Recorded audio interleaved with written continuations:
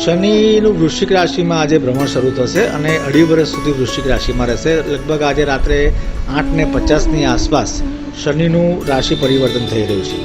એમાં ખાસ કરીને શનિની મોટી પનોતીમાં તુલા, વૃશ્ચિક અને ધન આ 3 રાશિના જે જાતકો છે જેમનો જન્મ તુલા રાશિમાં થયો છે, વૃશ્ચિક રાશિમાં થયો છે અને ધન રાશિમાં થયો છે, આ 3 રાશિને આ જે ભ્રમણ જે છે વૃશ્ચિક રાશિમાં એ પ્રભાવિત કરશે.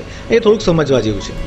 વૃશ્ચિક રાશિના જે જાતકો છે એ લોકો માટે 7.5 એટલે કે જે કુલ 7.5 વર્ષની જે પનોતી હોય એમાં વચ્ચેના 2.5 વર્ષનો તબક્કો વૃશ્ચિક રાશિ માટે આજથી શરૂ થઈ રહ્યો છે.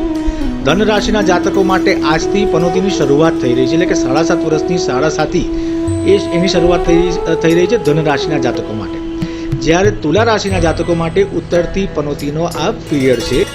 ઉપાયો શાસ્ત્રો રીતે ઘણા બધા છે, પણ સૌથી અગત્યની બાબત છે કે જન્મ રાશિની સાથે સાથે જન્મ લગ્નનું જોવું ખાસ અગત્યનું છે. એટલે કે આપણી કુંડળીમાં કયું જન્મ લગ્ન છે. જ્યાં સુધી ઉપાયની વાત છે તો ખાસ તુલા, વૃશ્ચિક અને ધન રાશિના જાતકો જે છે એમને ખાસ કેટલાક ઉપાયો કરવા જોઈએ.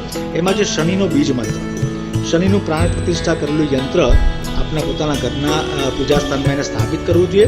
વિદ્વાન બ્રાહ્મણ પાસે, કર્મકાંડી બ્રાહ્મણ જે વિદ્વાન હોય એની પાસે યોગ્ય રીતે શાસ્ત્રોક્ત રીતે પ્રાણ પ્રતિષ્ઠા કરાવીને સાથે સાથે હનુમાન ચાલીસા છે, શનિ ચાલીસા છે, કાળી વસ્તુનું દાન છે, અડદનું દાન છે, આ પ્રકારનું દાન છે જે ખાદ્ય તેલ જેને આપણે ઇટિંગ ઓઇલ કહીએ છીએ, તેલનું દાન પણ જો શનિવારે કરવામાં આવે તો પણ ખાસ તમને શનિની જે નેગેટિવ ઇફેક્ટ છે એમાં કંઈક તમને શાંતિ મળશે.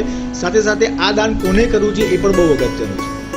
તો શનિ જે છે એ વૃદ્ધ અને ઘરડા વ્યક્તિઓનો કારક છે. તદુપરાંત જે ફિઝિકલી વિકલાંગ છે, એટલે કે શરીરથી કોઈ કે પંગુ વ્યક્તિ હોય, લંગડા હોય, વિકલાંગ હોય, આવી વ્યક્તિ શનિની અંડરમાં આવે છે.